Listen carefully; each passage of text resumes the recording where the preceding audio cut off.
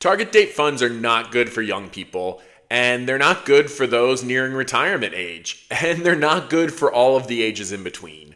I don't think target date funds are a good investment for me, and I certainly don't think they're a good investment for you. Here are the reasons I don't like target date funds. Let's jump right into it. Number one, you should be controlling your own bond allocation. So how they work, when you are young, maybe in your 20s, if you purchased a 2060 target date fund, that would have a low bond allocation, maybe about 10%, and 90% of the portfolio would be in equities. Whereas when you're nearing retirement age, maybe in your 50s or 60s, and you have a 2030 target date fund, that would have about 40% in bonds and 60% in equities. And the crazy thing about the bond allocation there is that it has nothing to do with interest rates or the macroeconomic picture of what's going on in the world. It's simply a calculation just based on how old you are. And although it's important to consider your age in how much bonds are in your portfolio, it should not be the only driver. So, for example, in the 2010 decade, interest rates were very low and maybe close to zero at times. So you expect interest rates to go up. And when interest rates go up, the price of bonds go down. And why would you want to be invested in bonds if the interest rates are going to go up and the bond values are going to go down? But bonds are only less risky in as much as there is interest rate movement in the direction that you would expect. So what ends up happening is that for young people, if interest rates are really low, you should have almost no bonds in your portfolio. And similarly, for people nearing retirement age, you wouldn't want 40% of your portfolio in bonds when interest rates are near zero. It's probably more risky for you to have money in bonds at that point than it is equity. Because the bonds can lose money. So I think that's one aspect to be really careful of. And then on the flip side, your bond allocation is really important when interest rates are really high. So when interest rates are high, and especially as like right now, the Fed is saying that they're probably going to keep pushing interest rates down, what that means is the value of bonds will go up. So they're a more attractive asset that you want to put in your portfolio. So I would say that 10% for a younger person is probably not enough right now. And, you know, what that's also choreographing is there's a fear of recession where equities might go down.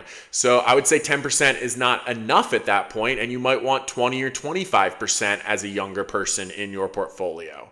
And then if you're nearing retirement, I don't think 40% is near enough with where interest rates are right now.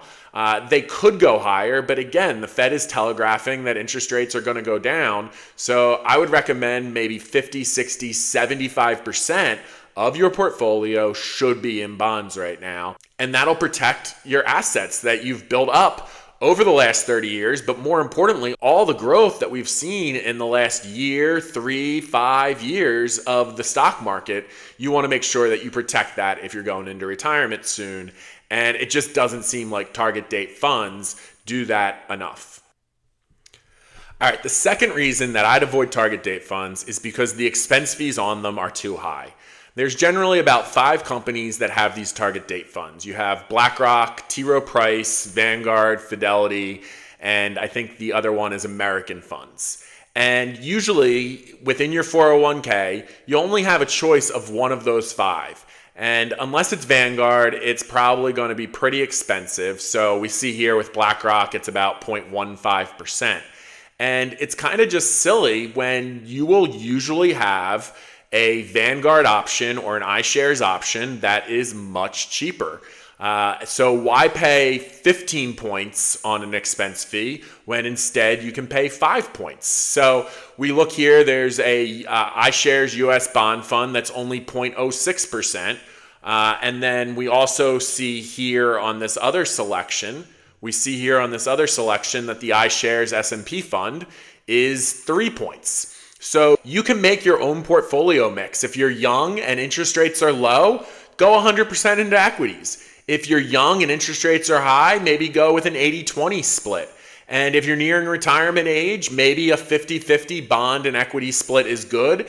But you need to make that decision of, do you want to protect more of your assets? Does this represent your entire nest egg? You do a 75% bond allocation and a 25% equity allocation. So that's a reason I would just avoid it in your 401k. And it also gets confusing because this target fund, the allocation is supposed to represent your entire portfolio. But hopefully you have a taxed account. You might own some real estate like a primary residence. You'll have this 401k. Maybe you have a Roth IRA. And so even the percentages that it's giving you is not accurate. So what I'm telling you is I'm empowering you. Make your own allocation.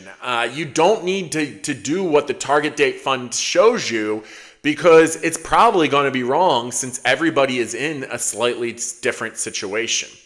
And to piggyback on that, you might think, well, I need it in a target date fund because as I grow older, I want them to move my money from the equities into the bonds. And like we already said, you really should just be doing that based on what the interest rates are and the macroeconomics. But if you are really worried on that, the first 20 years of your working life, it will barely move from 10% bonds to maybe 13 or 15% bonds. So young people definitely don't need to worry about it, and they should avoid target date funds at all costs. Put a large chunk into the S&P with a really low expense fee. For those nearing retirement, I can see why the target date fund is a little more attractive, but again, as long as you pick a reasonable amount when you're nearing retirement, like I said, 40%, 50%, 60%, depending on the interest rate, you can set it and forget it for a few years. All right, I'm going to finish up with a third reason that you should be avoiding target date funds, and that's because some of them are not managed very well.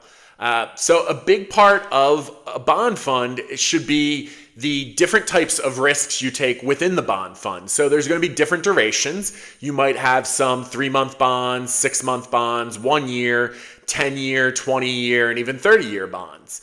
And why would it be the same for young people and people nearing retirement?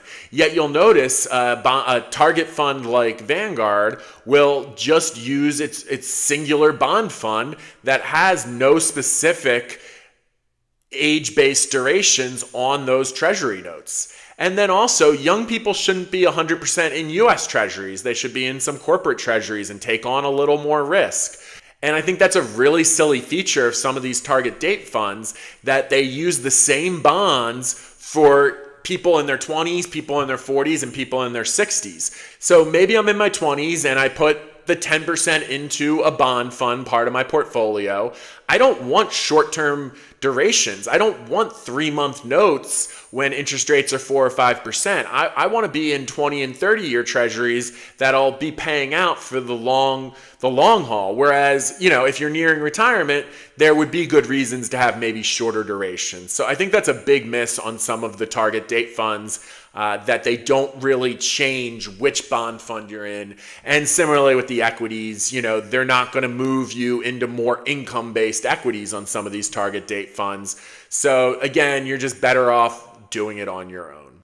So that's 3 reasons you should avoid target date funds. Subscribe to my channel for more videos. I'm Joe Davis from Jodo Financial, and I hope you give me a like and hit the comments if you want to talk target date funds or any other type of retirement planning.